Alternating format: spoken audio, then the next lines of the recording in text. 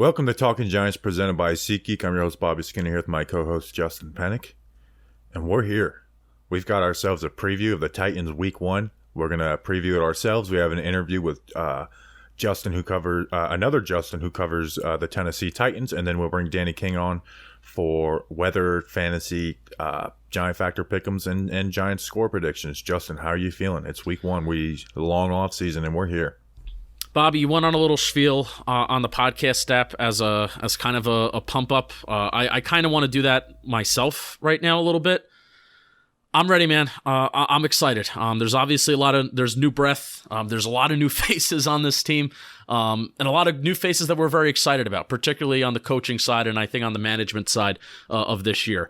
So you can think as a fan that 2022 doesn't matter in like the grand scheme of things, but teams that have rebuilt their teams the right way typically do not get worse before they get better, at least not in the first year. So I'm gonna talk to you about some examples.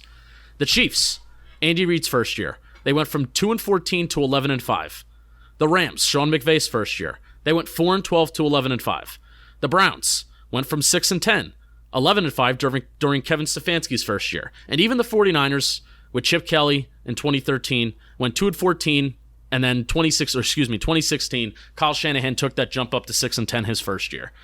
So the point of showing this is not to say that the Giants should win double-digit games like some of the rest of these teams that did, but the way that quote-unquote like rebuilding teams show progress is by winning games and being competitive.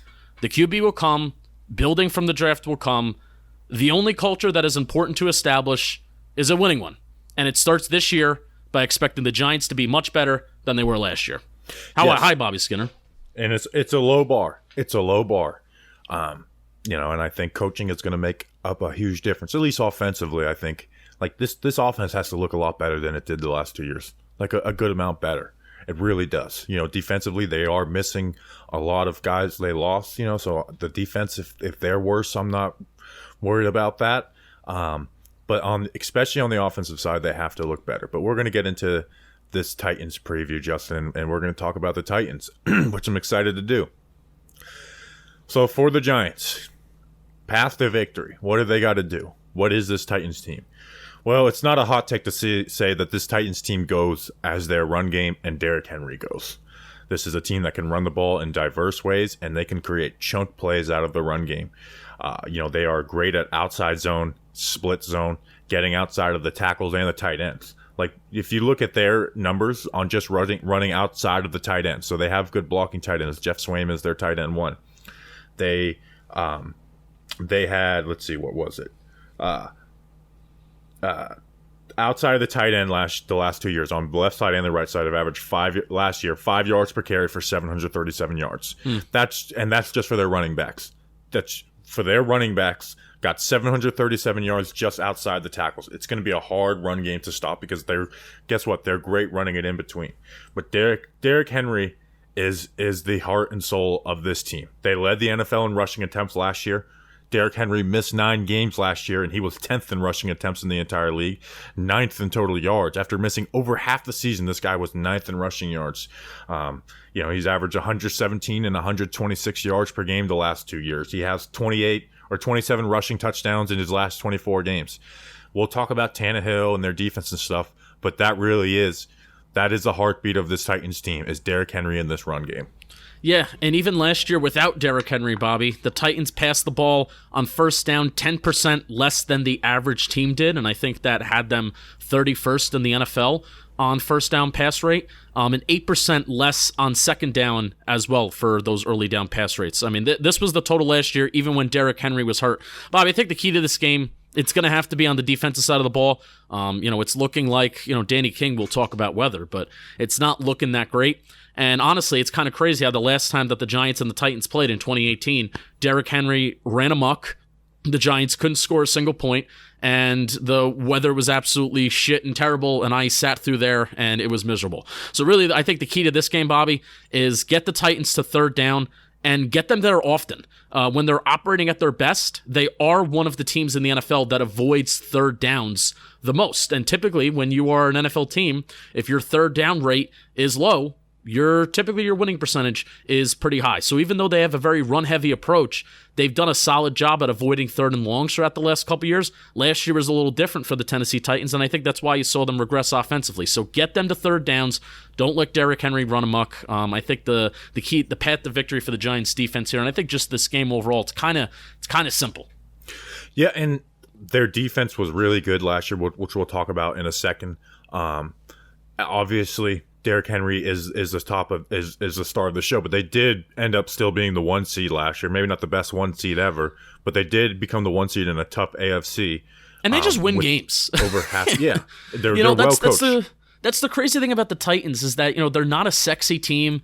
In teams like in the AFC, like, even you consider the Raiders, how they're, Derek Carr's been throwing the ball around the yard, the Bills, the Chiefs, all these teams that are kind of airing it out, the Chargers with Justin Herbert. So the Titans are like the least sexy team out there, but even with Ryan Tannehill, who was a very, very good regular season quarterback, at least before last year, he was a good regular season quarterback.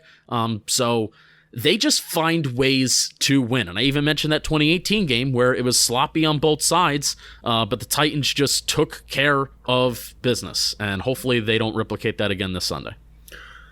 In the passing game, they are built off of the play action. Ryan Tannehill had the 5th most play action attempts last year, but it's not your normal play action. It's not the play action that Daniel Jones or Josh Allen or Patrick Mahomes or most QBs usually do. It is under the center play action where they are running 2-man, 3-man routes looking for chunk plays. Like I said, he had the 5th most play action attempts. He had the 20th most RPO passing attempts, which means this is not your typical shotgun play action. They're going to get under center and they're going to run 2-man and 3-man routes. Oh, actually a way that Jason Garrett, they do different stuff, but remember Jason Garrett, a lot of the chunk play attempts were under the center, max protect. Think of the John Ross touchdown against the Saints. Yes, and other plays like that. The Darius Slayton touchdown versus the Steelers. That's how they look for their chunk plays, is by getting under center, running in breakers, trying to find the holes in zone, and then when defenses are keying in on that, breaking tendency, and you look like you're going to run a post. Nope, it's a post corner, and you got a guy open, and Tannehill's got the ability to make those throws and get those chunk plays out of it, and they've lived off that offensively. So, obviously, you say, oh, we'll stop the run versus Derrick Henry. Well, it's not that easy, especially with the Giants personnel. We have O'Shane Ximines starting, who's not going to set a great edge. We lost Blake Martinez, Austin Calitro, and Tay Crowder will probably start the game. We'll talk about it with their offensive line pass blocking struggles, but I think a lot of the pressure is on Leonard Williams and Dexter Lawrence for this game defensively. 100%. And I do think Jihad Ward is even going to get a lot of reps too. If they're going to go out of 12 personnel, if they're going to go heavy, especially with not having confidence in those wide receivers. Jihad Ward, who made some good plays against the Jets starters the last preseason game, I think he's going to get a decent amount of run too as the nose tackle. I mean, this is why we have one nose tackle on the roster if they're not going to use Dexter Lawrence in that role. So these guys got to step up. These big guys up front got to step up. So they're also very dangerous when they use pre-snap motion as well. 5.7 yards per attempt when using. When they do not use pre-snap motion, 5.7 yards per attempt, and 7.8 yards per attempt when they do use pre-snap motion last year. Now, how comfortable will they be running? How comfortable will they be actually running it with these wide receivers? Do they have trust in these wide receivers? I'm pretty sure that's how coaches think sometimes. We shall see. Yeah, it's kind of a battle of weakness versus weakness when we talk about the Titans passing offense and the Giants secondary, because wide receiver, they are very unproven. You have Robert Woods coming off of a torn ACL. You have Nick Westbrook-Akine, who I think he had 500 yards last year receiving, who's either their number 1 or number 2. And then Traylon Burks, who is going to get reps, but he didn't have a good camp for the Titans. Obviously, the rookie first-round pick out of Arkansas. So it's going to be a little bit of weakness versus weakness. And then we're probably not going to have Kayvon Thibodeau and Azeez Ojulari. No. I would be shocked if either one of those guys played. Their offensive line can run block, but pass blocking is an issue. Now, they lost David Quessenberry, who was their right tackle last year and was their worst one, but they're replacing him with a third-round pick in Nicholas Petit-Ferrer out of Ohio State, who had games where he looked really bad at Ohio State. Obviously against Michigan, and there was other games as well too, where against Penn State. had some success. Or had some success rushing versus that guy. So losing those two guys is going to be huge. Like, if it really does suck to not have Kayvon and Aziz, because this would be a game those guys eat. Because even Taylor Lewan's their best left tackle, and he's a solid left tackle, but he's not anything special, especially as a pass blocker. Like, he's good, but he's not great, and he's able to be beaten.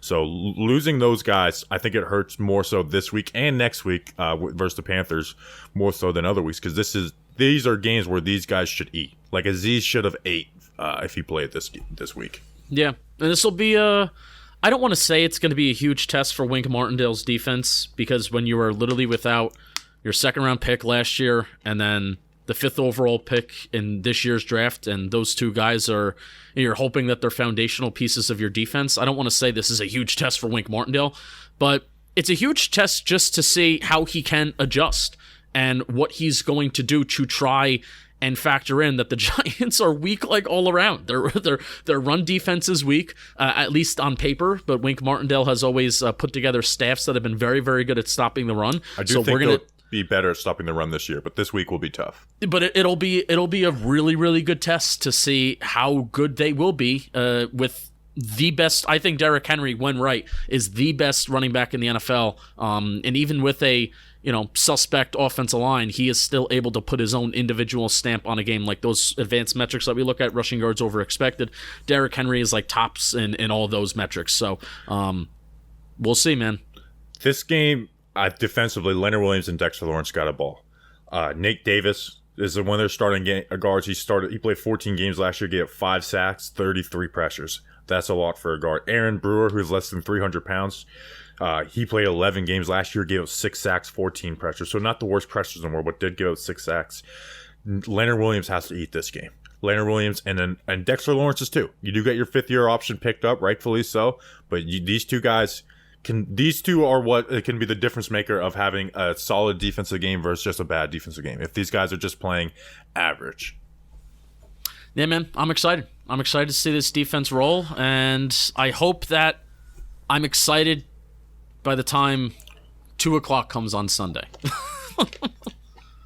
Offensively for the Giants, I am excited to see the Giants offense. I am. And I think this is a solid test because you do have a Titans defense, but they are very young at their cornerback position. Harold Landry obviously tore his ACL. This is going to be a good test for the Giants offense to start this season. They are a diverse defense, but they live and die by rushing 4. They they only blitzed 19.9% last year, which was the 5th least in the NFL. And they have the dogs to do it. Now, they lost Harold Landry, who was probably their best pass rusher, so that is huge. But you have Jeffrey Simmons, who had 8.5 sacks and 16 QB hits last year from the defensive tackle spot. He's probably their best player on their defense is Jeffrey Simmons. Ben Bredesen, buckle up. Yeah. Danico Autry, 9 sacks, 18 QB hits. We talk about in the interview, he might bump outside now that Landry's gone. And then even Bud Dupree, his numbers weren't good last year, but he was coming off the torn ACL. And, we know how, we were preparing for Bud Dupree on a week 1 2 years ago, and he did really well. Part of that was scheme, not blocking the backside.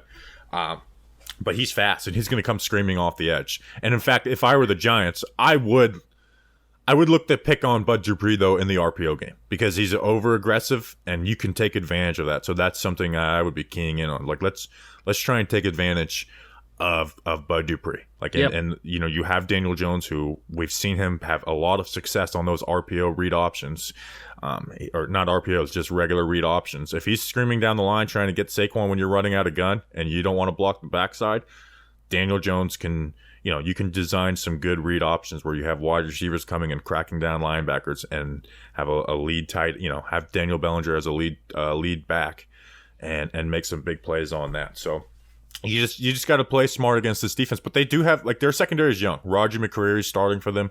Caleb, their nickel corner, Elijah Molden's out. So you can work versus this defense if you can block up halfway decent. Yeah. And the biggest key is Kadarius Toney is playing. I mean, that changes the offense entirely. I think it changes the offense more than, and this is not a knock on Saquon, it changes it more than Saquon Barkley, and I think it changes it more than Daniel Jones. I mean, for 100%. So the fact that Kadarius Toney is playing, I think it just opens up an element of the playbook that we barely got to see in camp, and we definitely didn't get to see in the preseason. Bobby, what I want to see from this game is I want to see kind of an early glimpse, an early look at what the identity of this offense is going to be. Is it going to be we're going to try and push it down the field? Is it because they're only rushing 4? Are we going to try and find holes in the zone? Whatever. Are we going to be super check it down to Saquon Barkley, get the yards after catch, Daniel Bellinger yards after catch, blah blah blah? Like, what is the identity of this offense going to be? Are we going to try and be a little bit more run heavy than I think Brian Daboll maybe wants? Is that run rate on first down maybe not going to be something that I'm totally happy with, but because of the personnel and because of how they feel about just their overall offense, are they going to be a little bit more run heavy than what Brian Daboll was in Buffalo? So I'm just excited to see what is going to work and then what is not going to work from this Giants offense, because I honestly think we have no clue. We haven't seen any specific plays outside of a drop touchdown, and we saw a few handpicked plays that were targeted for Kenny Golladay. We saw one Daniel Bellinger catch that went deep. Saquon Barkley hasn't even played all that much. Like, I have a feeling that hopefully we're going to be rolling out things that are going to make us go, wow, and we're going to want to take a look at it when that all 22 comes out, just to see how they executed it. Yeah, you've got the element of surprise. They do like to get, like, I watched some of their games from last year, and they would go into the 2 high, but they'd run a lot of cover 2. They weren't running, a lot of teams in 2 high. They live in cover 4. Cover 2, man, you can get big plays out of it, and easy big plays if they screw up on, like, a read. Whether you can run a post wheel, you can run 4 verts, and you got a guy open. Run flood to one side, and there's going to be an open zone. So there should be guys open in space attacking those zones. They'll invert their coverages. So if they're inverting their coverages where a safety's crashing down and a corner's replacing him, and you got 2 guys going deep on the same side on that, that's an easy big play. So there's a lot of different ways to attack this good defense that the Titans have, and again, their secondary is very young. Yeah. And then third down, they'll mug their guys up and do fire blitzes and have guys pop out and stuff. So they do a lot of different things, and that's what good defenses do. Is they never, they keep you on your toes, but at the end of the day, they are a rush 4. We're gonna trust our guys to get there, and we're gonna be able to hold up on the back end and do different, throw different looks at you. Yeah, they're the 4th best in the NFL at preventing the explosive run, which for the fact that they rush 4, that does mean that their front 7 is really, really good at stopping the run. So, let's keep that in mind when we're talking about, hey, is Saquon Barkley maybe going to break one? I'll be even more impressed if Saquon Barkley can break, a couple, maybe 1 or 2 runs of 10 plus yards when the Titans were so good at preventing that explosive run play. So again, man, I'm just excited to see what is the identity of the offense going to be, at least for week 1? What's going to work? What's not going to work? What are they going to do? Because I can't even fully tell you right now what exactly the Giants kind of have up their sleeve. Before we get into the interview, I'm going to ask you this question. Do you have a preference at left guard of Devery Hamilton, Ben Bredeson, or Josh Azudu? I'm going to say Ben Bredeson, just because I know we saw him last year. He was hurt a lot last year, but Ben Bredeson is the player that I think has like the most promise to be something in the NFL, even if it's just a depth piece. Whereas Devery Hamilton, I think, was a really nice preseason story, and we saw him really struggle during the Jets game. I know he was playing tackle, and then Josh Azudu is just not ready yet. I don't think he's ready. So I prefer Ben Bredeson. How about you? This is one of those decisions where you can make an argument for all of them, so I don't have a strong opinion on either. They got to play Devery, or they got to, because Bredeson wasn't good when he played last year, had a good preseason game and missed some time, so we didn't get to really see him more. Devery Hamilton did look good when he was at guard or run blocking when he was at tackle, and then Azudu's obviously the future, so I wouldn't be mad if, hey, they're slated starter and Shane Lemieux's out, let's play Josh Azudu. So I could be convinced of all of them. So it's one of those things where I just don't have a strong opinion on it, but it's interesting that we kind of don't know for sure, even though Bredeson's listed as the guy on the depth chart. I think Bredesen is going to be the one that's going to be, if the 3 of them are going to have disaster games, I think Ben Bredesen is going to be the one to have the least disastrous, if that makes sense. Yeah, that's fair. That's fair. All right, anything else before we kick it to this interview? No. Let's talk about Manscaped, Bobby Skinner. Let's talk about it. Football is back. We're back to seeing Mahomes sling beautiful balls all over the field, and your friends at Manscaped are here to help you sling your beautiful balls all season long. With Manscaped's state-of-the-art tech, we'll have your weapon looking more loaded than the AFC West. Football may be rough, but your ball care doesn't have to be with Manscaped. Speaking of football being rough, I am now through 5 parts of the Andrew Luck series on The Athletic.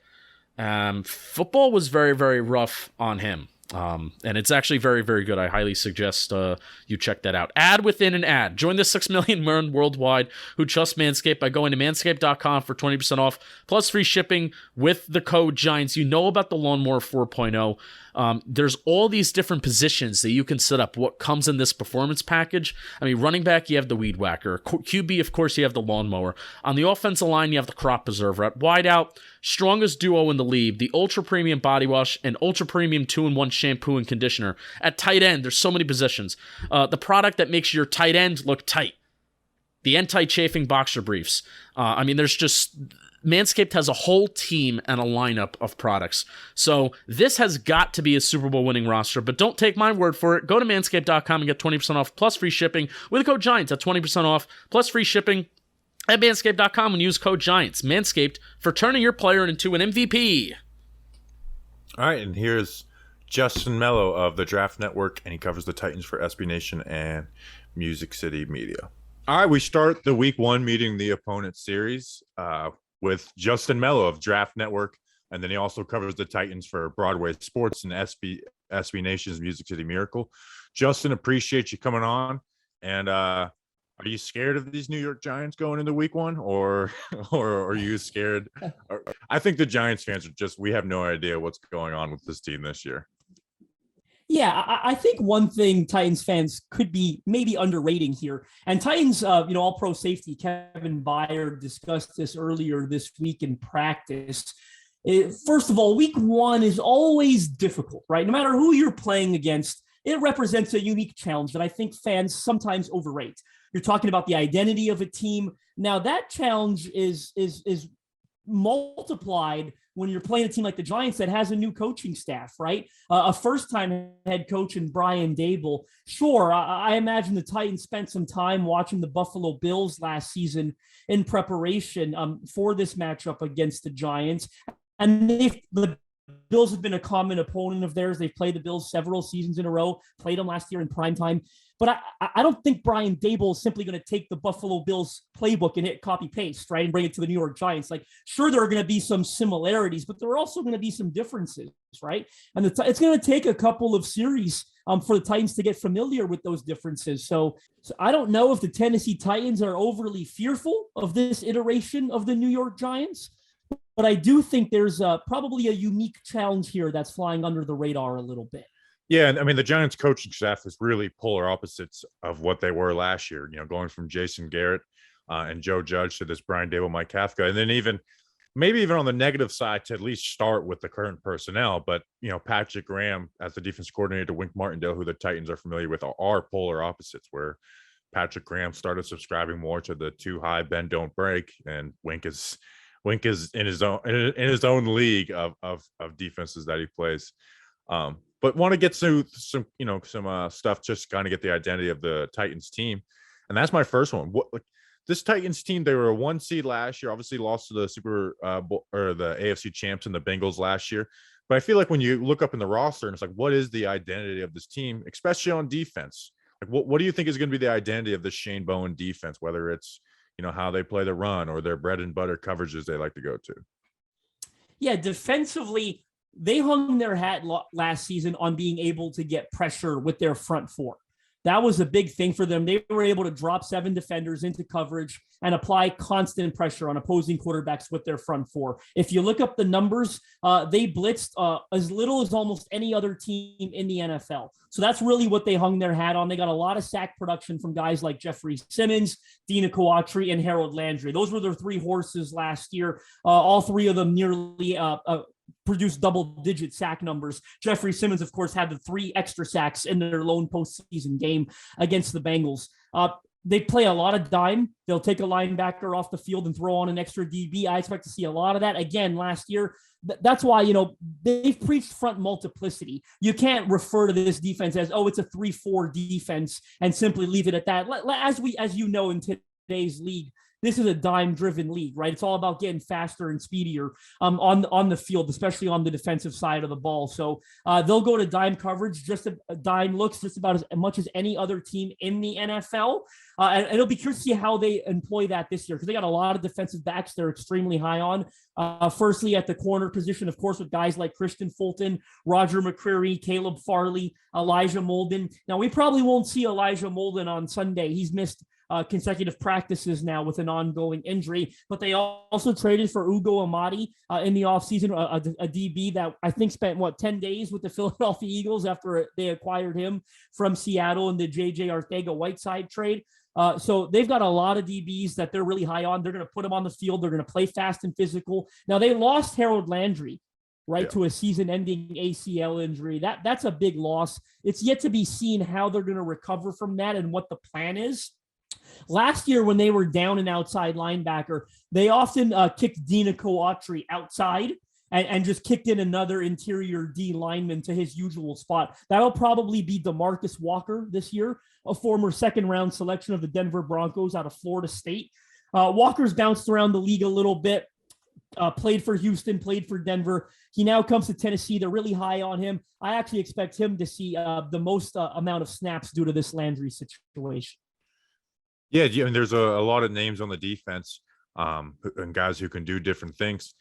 Maybe this is speaking as a Giants fan, but it seems every defense has that one, like, hey, target this type of guy, whether it's in the passing game or running at this defensive end. If there was one player and position that is like, this is a spot that other teams can try to expose, is there somebody on the Titans defense that fits that mold?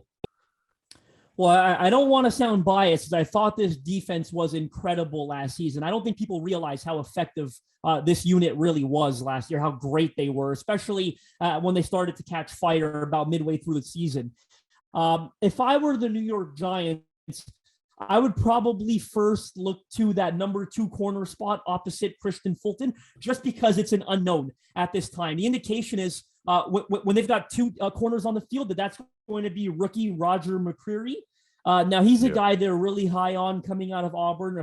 They drafted him early in the second round. Was a bit of a surprise for Titans fans initially because the fan base didn't feel that they needed to draft a corner particularly early. But McCreary has come in. He's currently listed as the number 2 corner on the depth chart. It seems he's won that job opposite Fulton. I would probably look that way first just because he's a rookie, right? Playing in his first career NFL game. You also probably look at Caleb Farley, right? Who's entering his second season. Last year was basically a redshirt year for him. He didn't really get to play any football. He started as a deep reserve and then eventually tore his ACL. I believe it was a week 6 game. It was actually a primetime game against the Buffalo Bills. And people may remember Farley didn't play his final season of college football either, right, at Virginia Tech. So he's a guy that's really raw. Now, indications are McCreary has defeated him for the outside corner spot. But when they go to 3 corner, when they go to dime and they put an extra DB, extra corner on the field, what you're probably going to see, especially because Elijah Molden is out, is allegedly going to be out with an injury. You'll probably see Caleb Farley on the boundary with Roger McCreary kicking inside in those looks. So you got a couple of raw, inexperienced DBs there in Roger McCreary and Caleb Farley. Now the team is extremely high on both players, but they're both essentially making their NFL debuts on Sunday, right? So when they're on the field together, they'll want to stress things like communication. Perhaps there's an opportunity for the Giants to expose there. Yeah, and especially corners, it seems to be one of the toughest positions to translate from college to pro. And I mean, those are both guys I liked, and Caleb Farley and McCreary. I was just like, man, I just wish your arms were a little longer, and I'd be pounding on the table for you. I liked them so much. But I think everyone probably felt that way about McCreary. But this is going to sound sort of strange, but doesn't he strikes me? And I, of course, working at the Draft Network, I did a lot of work on Roger McCreary. He strikes me as that kind of guy that I bet on. Like, the arms are short, but I wouldn't bet against him having a successful NFL career. And the Titans are so high on him. Like, he came into training camp as the underdog, right? Everyone certainly felt that Caleb Farley was going to win that starting job. I mean, the Titans secretly probably wanted him to, right? You're a former first-round pick in your second year. You technically have one more year of experience under your belt to Roger McCreary. Although it's interesting, when you look at the actual football played in snaps, McCreary's played a lot more college football than Farley did, right? So you question who's the more experienced corner of the two, but I certainly think Farley was the hands-on favorite to win that job initially. But they were just blown away with how prepared McCreary showed up at practice on a daily basis. Yeah, McCreary was a fun watch. Even Jamar Chase got the best of him a few times, but you go back to that his freshman year, and then him versus Jahan Dotson was a fun matchup to go and watch. On the flip side, and that Alabama game, not to cut you off, that Alabama game this past season, I think he was targeted something like 16 times, and it was good and bad in that tape. So I don't think I've ever had that much fun scouting a cornerback individual game and performance, because it's not every day you get to turn on a tape and see a corner get targeted 15, 16 times. Just side note, when a corner might be one of my weaker things, I know how to evaluate in the draft. So I just love watching them in the SEC because, like, all right, at least we're going to get some man coverage. Like the Georgia corners are easy to evaluate. Where Washington corners, it's like it's hard to see what this cover 3 hang corner does. But on the flip side, right, your guys' wide receiver room, it seems like a huge question mark. And going into it, I mean, you have Robert Woods coming off the injury. Nick Westbrook, a kind who had some production for you guys last year, but into a role, and then rookie Treylon Burks, who. This could be from the outside in, but it seemed you heard reports of not a great camp. What's the dynamic of the wide receiver group right now? I think everyone's anxious to find out, right? Where my money's on is when they're in 2 receiver sets, expect Robert Woods and Nick Westbrook-Akine to start on the outside. What I can say about those 2 players is Robert Woods all summer long showed terrific progress getting past the injury. I believe it was on the very first day of camp. He already had shed the knee brace, was running essentially limitation free. They've been really impressed with how he's bounced back from that injury. I will say the fit in the offense is excellent. He's coming over to schematically what's a similar offense to what he played in Los Angeles. This offense is still very much sort of comes from that Shanahan-McVay tree. They haven't, there's now 3 offensive coordinators removed. Tennessee is from Matt LaFleur. But the overall offensive identity and approach hasn't changed since LaFleur installed his system. And of course, LaFleur had come over from LA, right, as their offensive coordinator. So Robert Woods is coming to an offense that he knows extremely well. He's one of the best blocking receivers in the NFL. Yeah. That's obviously a great thing for this offense with Derrick Henry in their backfield. So the fit is ideal. I certainly understand questioning how a 30-year-old receiver is going to look after tearing his ACL last year. All early indications are they're very pleased with where he's at from a health perspective. Nick Westbrook-Akine is someone I kind of like to refer to as a coach's pet. Every time wide receivers coach Rob Moore, offensive coordinator Todd Downing, anytime they're trying to teach something, you'll often hear, I won't do it like Nick Westbrook does it. He can play all 3 positions in their offense. He's one of their only guys that has that ability and has that knowledge to move around the formation and play all 3 positions. Now, he's not an overly dynamic receiver athletically, and that's why Titans fans sometimes have a difficult time getting overly excited about him, but he's a technically sound, savvy, big-bodied receiver, and all he's done is gotten better every year he's been in the league, now entering his 3rd year as an undrafted free agent out of Indiana, right? He deserves a round of applause for the progress he's made.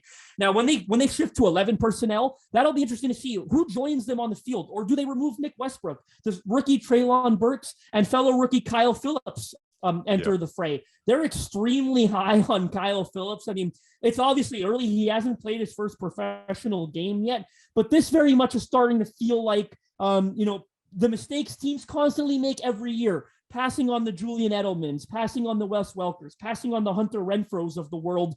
Kyle Phillips seems to be cut from that same cloth. And I know it feels like a cheesy comparison, right? He's undersized, slot receiver, but he certainly displayed those type of traits throughout training camp. All he did all summer long was get open and catch the football. So it'll be really interesting to see. I think these receivers are going to rotate in and out of the lineup they believe in attacking certain matchups. So this isn't going to look the same every week, the way they use, especially guys like Burks, Westbrook Akine, and Kyle Phillips. So these guys will rotate in and out of the lineup based on matchups. But I understand that the opposite line of thinking where all four guys are question marks, right? Again, Robert Woods, a year removed from the ACL. You got two first-year players in Burks and Phillips. And as you said, Burks at times didn't enjoy the most fruitful offseason. It certainly wasn't the best preseason period for him either.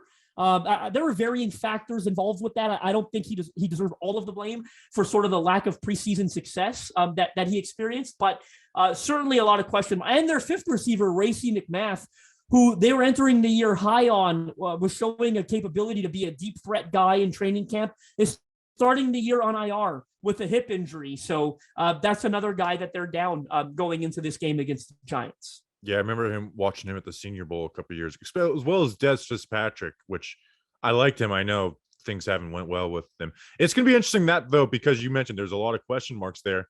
The Giants' biggest weakness is cornerback too. Like Adoree Jackson's been phenomenal for them. Obviously, you guys are familiar with him.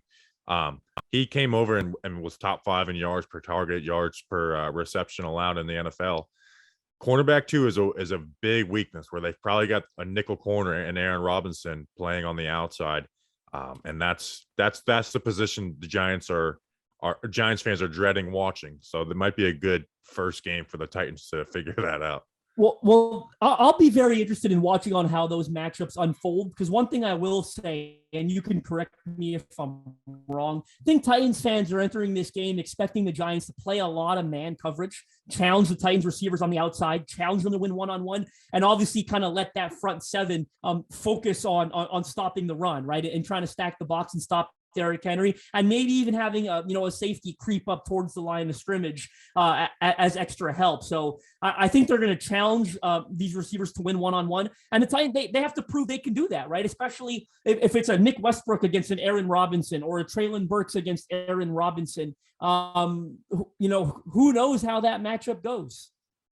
Last question I'll ask. I was going to ask you about a Malik Willis package, but no one knows that until we see one. Ryan Tannehill took the second most sacks last year. Right tackle gave up a lot of pressures last year, but he's gone, and they replaced him with Nicholas Petit-Frere, the third rounder. You lose Saffold. How does that pressure usually come to Ryan Tannehill? Is it like equally like issues along the line, or is it like this a lot of interior pressure, or is he getting coming off the edge with the tackle? Yeah, I thought there were varying issues with it last year. Certainly the right tackle, David Kissenberry, allowed a team-high 11 sacks. I think it was actually a league-high 11 sacks. I don't think it was just team-high. I believe it was league-high. But they've now replaced him with a third-round rookie and Nicholas Petit-Frere.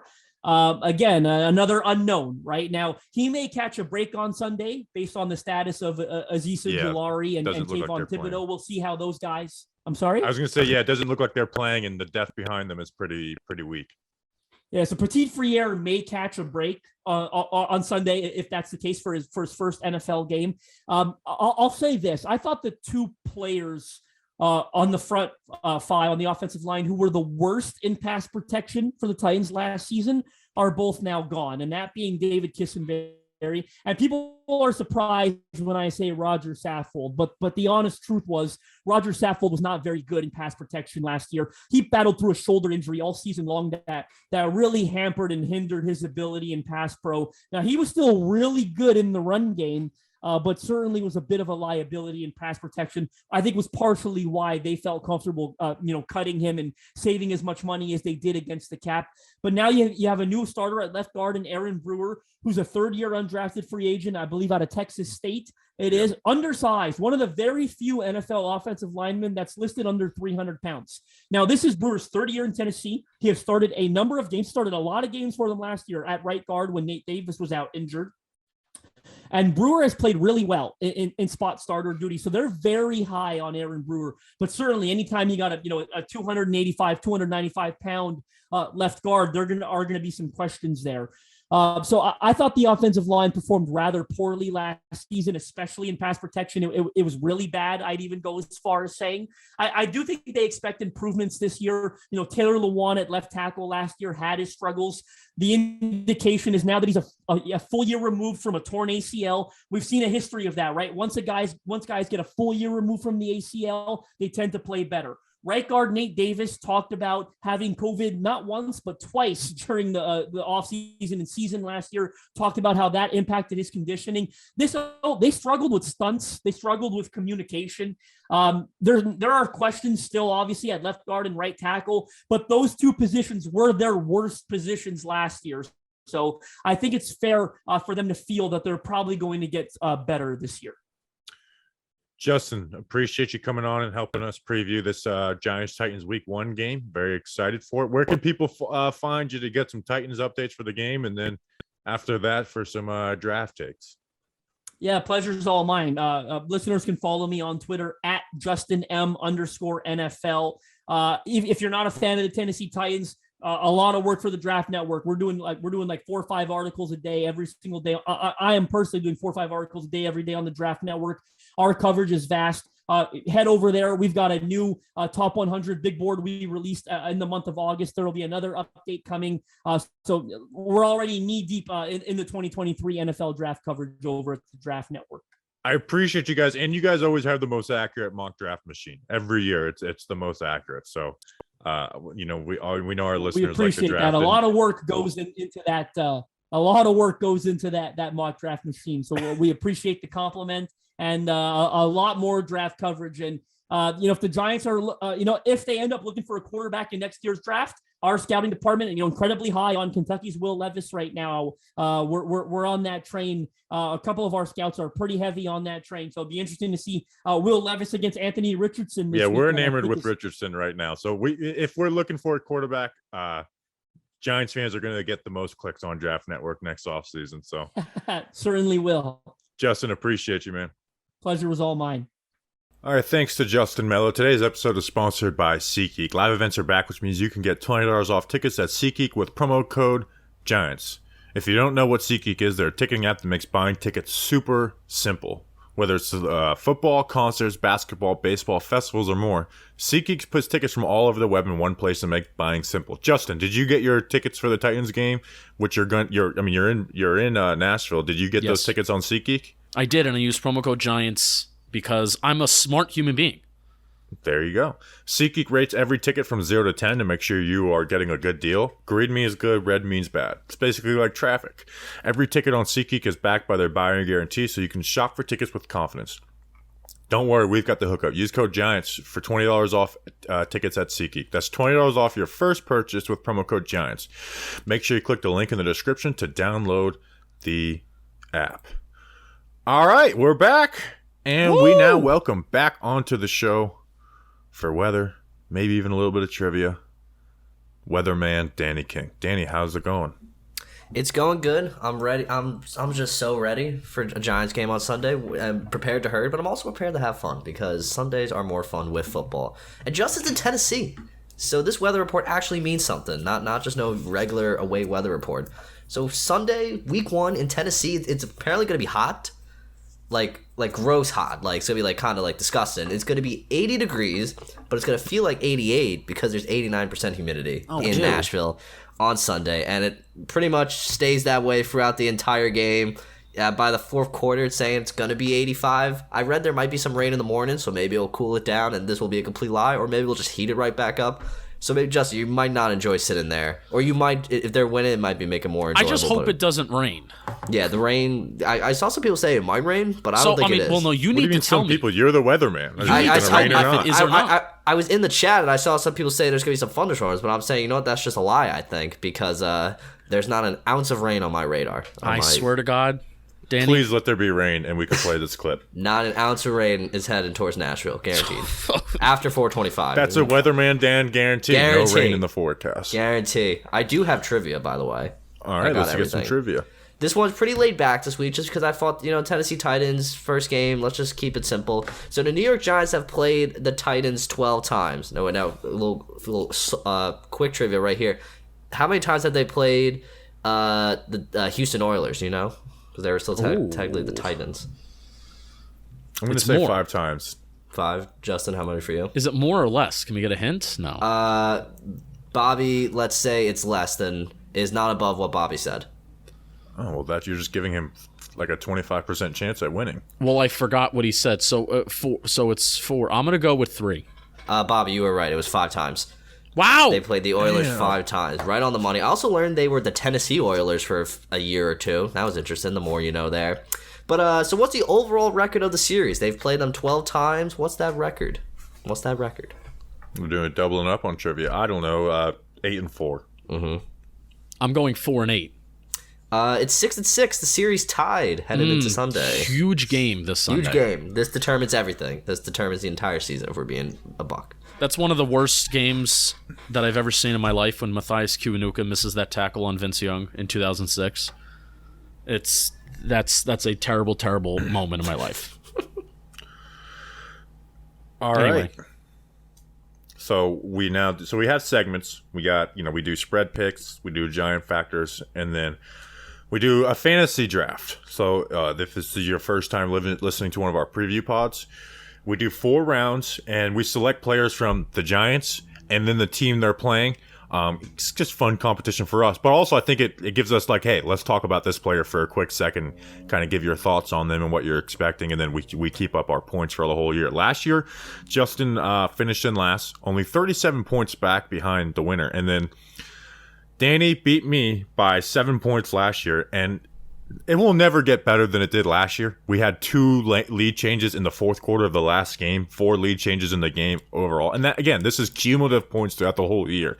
So that was a good one. So Danny's the defending champion, and he has decided to pick first. So Danny, who are you starting the 2022 fantasy draft off with? I mean, I'm not going to hype it up. It's quite obvious who I am picking. It is going to be Derrick Henry, because Derrick Henry is a beast. I love Derrick Henry, and I believe he'll probably have a field day on this Giants defense. It's just the gut feeling I have. I hope I'm wrong, but I just think Derrick Henry is going to eat.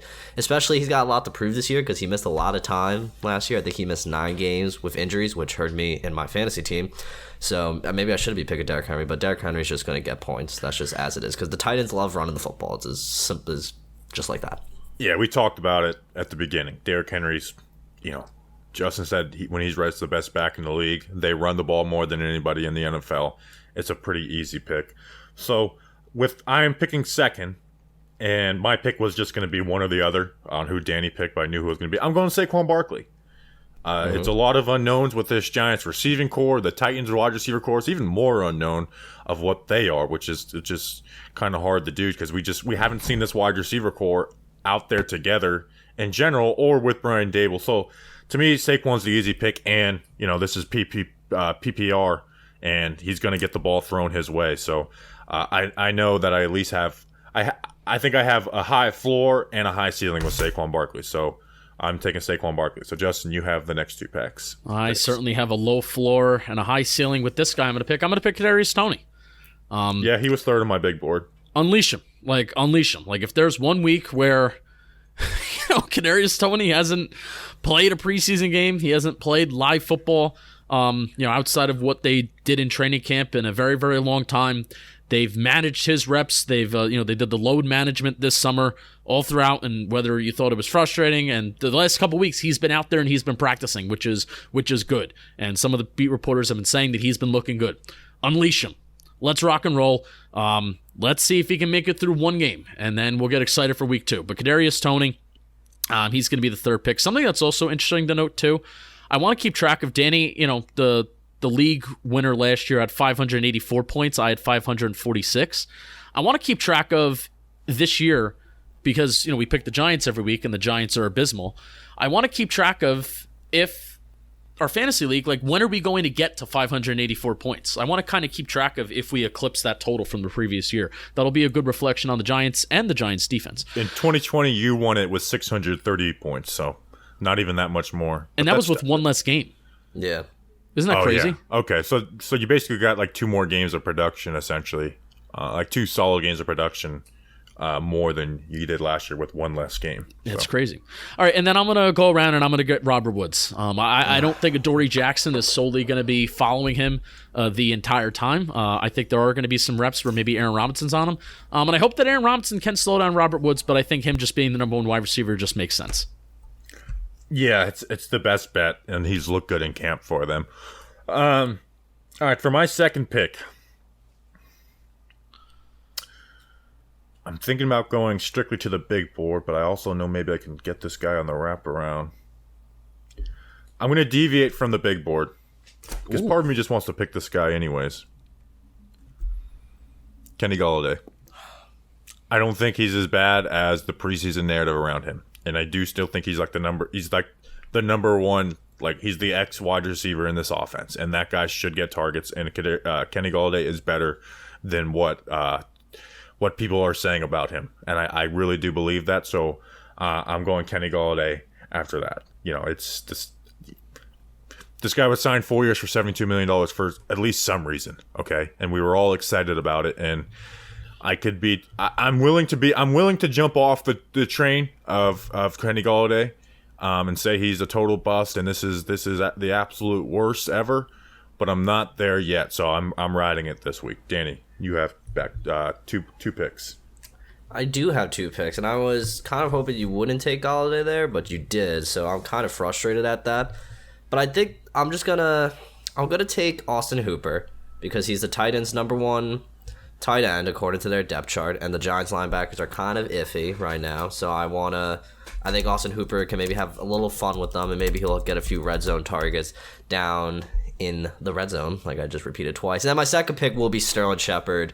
Sterling Shepard, I feel like he's one of Daniel Jones' favorite receivers. I don't see why Daniel Jones won't have that connection back with him once again. So give me Shep as the runaround. Is Hooper active? He's on the list. Am I crazy? Did I put him on the list? No, you did not. And I think he's I'm okay. actually dumb. No, I think he's okay. I think he is playing. I checked ESPN beforehand, and Austin Hooper they do have points for him. So I'm either digging an early hole. The Titans depth chart, the officials Titans depth chart didn't list him. I'm looking at the Titans depth chart right now. That's how I got Austin Hooper. Yeah, I guess it's on there. That's bad foresight by me. I'm pretty detailed about the rundowns I sent you guys, and I screwed up on that. Huge. The guy who was 4th on my big board, and that I wanted to take, but I didn't because I knew Danny wanted to take him. Nick Westbrook-Akine. He's their wide receiver too. Our cornerback too is a huge issue. I'm getting him in the 3rd round. I'm happy with that. I don't know exactly what he's going to be, but I'm living with that. Simple as enough. All right, Justin, your last 2 picks. My last 2 picks. One, I'm going to go with Daniel Bellinger. I think Daniel Bellinger, may not get a lot of volume, but I think there's a good chance that maybe he catches a touchdown. I would really like to see that. Now this is tough. Is if Derrick Henry's on like a pitch count. I mean, Hassan Haskins from Michigan is one of those guys that has a kind of a similar running style, except he's just a lot smaller and obviously not as good as Derrick Henry. But I am gonna go. I'll just go with the Giants bias. I'm gonna go Wan'Dale Robinson. Like let's see him work. Let's see this work the screen game. If there's gonna be bad weather, if the ball's gonna be wet, the ball's gonna be slick. If we're trying to find out what works on the offensive side of the ball, they had some success with that during the preseason. But let's see Wan'Dale Robinson kind of get him involved. Get his sea legs under him in the NFL. Get him some catches under his belt. PPR. Even if I have 4 manufactured catches, one's a push pass, I'll take it. All right, my last pick. I'm also going to a rookie wide receiver who plays in the slot, but he's 6 inches taller and way bigger. Treylon Burks. I know he hasn't had a great camp, but he is their 1st round pick, and they're going to want to get him involved. And it's not like he's got world beaters ahead of him on the depth chart and the Giants' secondary suspect. So I'm going Treylon Burks. Danny, finish it off. There was a part of me that really wanted to take Darius Slayton just because. By the way, glad he's a New York Giant still. Oh, yes. Good job I hate it for the person having to take a pay cut, but I was dreading that they were just going to cut him, and I'm glad that he's still a New York Giant. Yeah.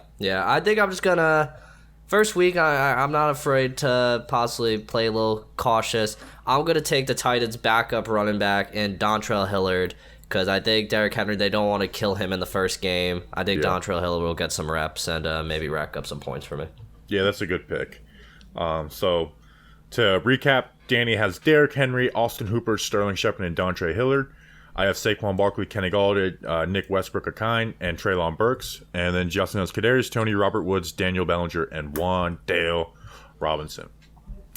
All right, next segment, Giant Factors. This is essentially an X Factor, but we're a Giant show, so we call it Giant Factors.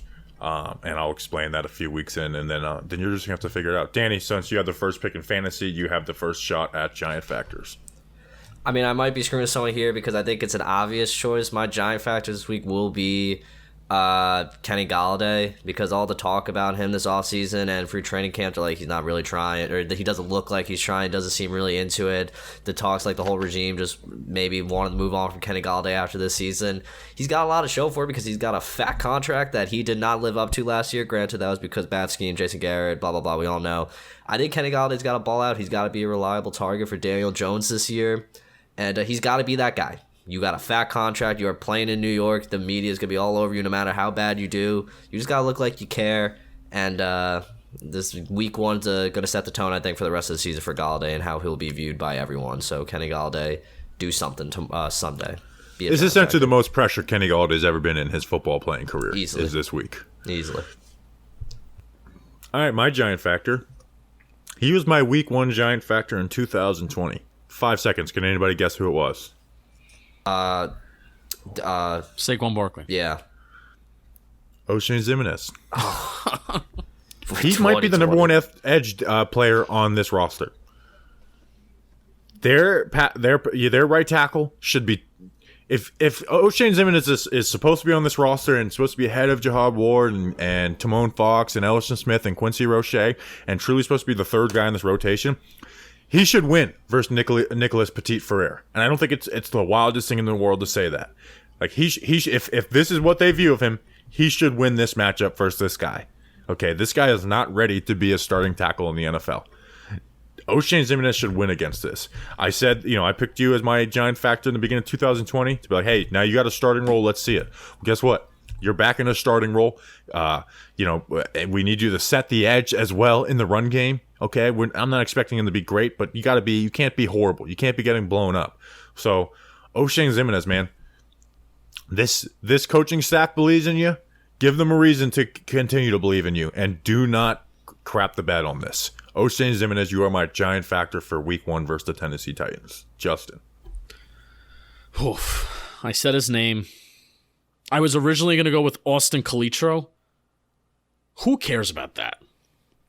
Saquon Barkley is going up against the best running back in the National Football League. Saquon Barkley is on a contract year. There's a lot of people like myself who don't, number one, believe in Saquon fully, and number two, don't want Saquon Barkley to be back on a long-term deal. That does not mean that I'm not rooting for Saquon Barkley. I 100% am. But you're playing, on the other side, the best running back in the NFL. Be better in this game than the best running back in the NFL. Go and show that you're the Saquon Barkley of 2018, 2019. You're running behind or in front of the best offensive line that you've had in your entire career. Let's see it. Set the tone. Saquon Barkley is my Giant Factor. All right, very nice, fellas. I know people are listening are football fans, right? Well, the first Sunday of the NFL season is here. How'd you figure it out? We're doing a whole preview for it. And DraftKings Sportsbook, an official sports betting partner of the NFL, is giving new customers a can't-miss offer to celebrate the return of NFL season. Right now, new customers can bet just $5 and get $200 in free bets instantly. And as an added bonus for Week 1, everyone can experience the thrill of DraftKings early win promotion. It's simple. Bet on an NFL team to win. If your team leads by 10 at any point during the game, you get paid instantly, even if your team loses. Excited about it. And guess what? We're about to be in our pick'em against the spread segment, and I'm betting on my picks this year. Download the DraftKings Sportsbook app now and use promo code JOHNBOY to get $200 in free bets instantly when you place a $5 bet this Sunday. That's code JOHNBOY only at DraftKings Sportsbook, an official sports betting partner of the NFL. Minimum age and eligibility restrictions apply. See show notes for details. All right, picks. Pick'em. Can I make an announcement? Make an announcement. That announcement. So Bobby and I are in a John Boy Media Against the Spread League this year. I don't know when the graphic is coming out. So there's Jake Storielli, Bobby Skinner, Trevor Plouffe, Dan Canobio of JM Boxing, and then myself. So each week we're going to compete against each other with one spread pick, and the winner, after the regular season, is going to win a trip to the Super Bowl. So how do you like that? That's kind of crazy, right? Oh my god. It's crazy. One of us has to win that. We cannot let somebody else win that. No, especially Just Dan use my Canobio. picks. Like last year, just use my picks, and then you'll be going to the Super Bowl. Again, this year I am doing a small bet on every game that we do. Obviously bet responsibly, and then I'm doing an 8-game parlay on all my picks. So I'm putting $5 on each game, and then $10 on 8-game parlay. If I win that, I win like $2,000. And I went and looked. Last year there was 1 week where I went 8-0, so it could be good. But if you guys want to win, follow Danny King, or maybe he'll just totally fall on his face. Last year he went 83-55 against the spread. That is insane. Like, that is an insane number. I went 73-65. The listeners went 68-70. And then Justin went 65-73. So I'm very invested in this year. First game, Thursday Night Football, season opener. We got the Bills at the Rams plus 2.5. So the Bills are on the road against the Super Bowl champs and 2.5-point favorites. Guys, I went back and forth on this all day long because the Rams are the defending Super Bowl champs and they deserve their respect. But I just think the Bills are a bad matchup for them. You know, the Bills have those 2 good safeties. That's going to give Matt Stafford issues when they do want to work it deep. They have Teron Johnson, who's a great run-fitting nickel corner. They lost Von Miller, and now he's on the Bills. They lost Andrew Whitworth. Yeah, losing Andrew Whitworth. I'm going with the Bills. I just think they're the better team, even though this was tough. Like, you got the Rams are still a great team, but I am going Bills minus 2.5. Justin, who you got in this?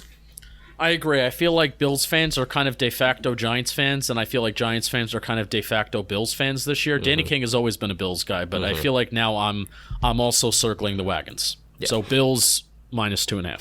The listeners went Bills as well, represented by Simon Zarfowski, one of our Patreons this week. Danny, who are we all circling the wagons this week? Yeah, it wasn't even a consideration. It was just obvious because the wagons are going to circle hard. The Bills are going to go to the Super Bowl. They're going to win the Super Bowl this year. All the tables in Arizona are going to be destroyed. All the tables in LA tonight will be destroyed. It's just Buffalo because they just circle the wagons. All right, let's make these quick picks. All right, well, I'm tweeting out. All right, next we got Patriots at Dolphins minus 3.5. Listeners went Dolphins minus 3.5. Danny, what are you going? Dolphins. I love the Dolphins. I think they're just going to be good this year. Justin. Patriots plus 3.5. You can't stop Bill Belichick. Week 1, Dolphins new staff. Patriots plus 3.5. That 3.5-point line makes it really tough because I do think the Dolphins have a lot of talent, and Mike McDaniel's you got Tyreek Hill, you got Jalen Waddle, Mike Gesicki, even though he's not the best fit in their run game, but and Tua 3-0 versus Bill Belichick, and there's been some opening games in there. But I am going the Dolphins. I just think they're the better team, and I think they'll cover that spread. But that's a tough spread right there, and the listeners are also going Dolphins. Next game, the Baker Mayfield Bowl. Browns at Panthers minus 1. Panthers are a 1-point favorite at home. I really wanted to go it's a revenge game for Baker Mayfield. He's going to dial in and he's going to win this game. But the Panthers' offensive line is still bad, and the Browns have Myles Garrett. I know they got Jacoby Brissett, but they just have better talent all over the field. I'm going Browns plus 1. The listeners went Panthers minus 1. Justin, what are you going? I'm going Panthers minus 1. Even though it's not an upset, I am going to, in my brain, I'm going to consider this an upset. Like one. Yeah, so I think the Panthers have a sneaky good defense. And if Baker Mayfield, he has some good targets that he's throwing to. So if Baker Mayfield can be better than, Sam Darnold, which I think is likely, so Panthers minus 1. They're going to win. Danny. I think Baker does himself in because he'll be thinking too much about, again, a revenge on this team. Browns plus 1. But pissed off Baker is the best Baker, That's the dangerous Baker, but I think it can end up being his worst enemy. So you got Browns? Yeah. All right, next we got the Steelers at the defending AFC Championship Bengals, who are a 6.5-point favorite, minus 6.5. The Steelers have a lot of talent, and as much as Mitchell Trubisky sucks, he's going to be better than what Ben Roethlisberger was last year. Najee Harris, I think, is going to have a great year running the ball. I do think the Bengals are going to win this game, but I think the Steelers are going to cover. I got the Steelers plus 6.5. Danny. Yeah, I'm with you. I mean, the Steelers are still a talented team. Plus, minus 6.5 just seems a little too much. So give me plus 6.5 Steelers. Justin. Bengals get out to an early lead. Don't look back. Steelers can't throw the ball. Bengals minus 6.5. All right. The listeners are disagreeing with you. They are going Steelers. Chiefs at Cardinals plus 6. What? Justin, what do you got on this one? This says, never mind. Cardinals are gonna keep it close, right? They're not gonna get beat by 6. So, Cardinals plus 6. I don't like the Cardinals this year, by the way. Like I think they're really gonna crash and burn. But week 1, they're not going to. The Cardinals always start out hot. Yeah. And this is a big spread. But the Chiefs are my Super Bowl team this year, and I think the Chiefs are going to be awesome. Like you lose people think because they lost Tyreek Hill, became a worse team. Like losing Tyreek Hill definitely hurts, but they added pieces this year. Like they did really well in the draft, so they're my Super Bowl team, so I got to pick in week 1. I'm going Chiefs minus 6. The listeners agreed with me. Justin or Danny, who are you going? The Cardinals, the Chiefs. So it's Chiefs minus 6, right? Am I correct on that one? Yes. Yeah, so it'll be Chiefs minus 6 because the Cardinals don't have Colt McCoy right now. He's injured, so it's an easy loss, and that's why I'm also hoping the Cardinals do crash and burn because it makes Hard Knocks that much better in season because they're the in-season Hard Knocks team. Sorry, what'd you pick? Chiefs. All right. Our friend Patrick Graham. The Raiders at the Chargers minus 3. I went back and forth. I know the Raiders don't have great safeties, but I'm going with Patrick Graham. They beat them last year and the end of this year. They have, they added Devontae Adams. I think they keep it within 3 points, so I'm going the Raiders plus 3. Daniel, who do you got? I love Patrick Graham, but I love Justin Herbert just a tad bit more. Give me the Chargers. All right, the listeners are going with me. Justin, who are you going with? Chargers minus 3. All right. Are you guys like Super Bowl like Chargers in the Super Bowl type guys? No, not yet. It's too I'm early. Ravens. I think the Ravens are going to win or are going to get to the I'm still Super Chiefs Bowl. in the Super Bowl, but I can easily switch. Packers at Vikings plus 1. I know the Vikings are a hot team right now, new coaching staff and stuff, but Aaron Rodgers they're going to win this game. I'm going Packers minus 1. Justin, come on, give us some Aaron Rodgers hate to start this season. No, I'm going Packers minus 1. I don't know if the Vikings are going to have that defense because that was Mike Zimmer's downfall, is that the offense wasn't it, but it was the defense. So everybody's excited about the Vikings offense, but if the Packers can just control the clock like they want to do, and Aaron Rodgers is just going to check it down, he's going to control the clock. Packers minus 1. Listeners are also going Packers. Danny, are you going against the grain?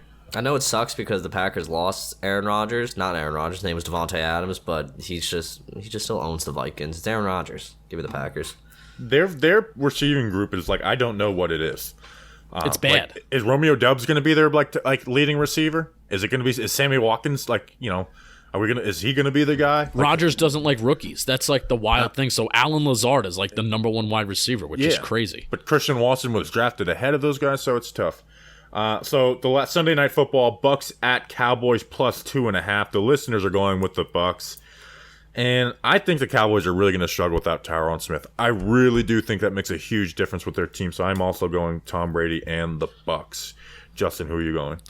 I was doing some reading on the Cowboys today, and they are super, super predictable. Kellen Moore and Mike McCarthy are kind of like mind-bogglingly predictable in terms of when they pass out of the shotgun, and when they're under center, they're always running.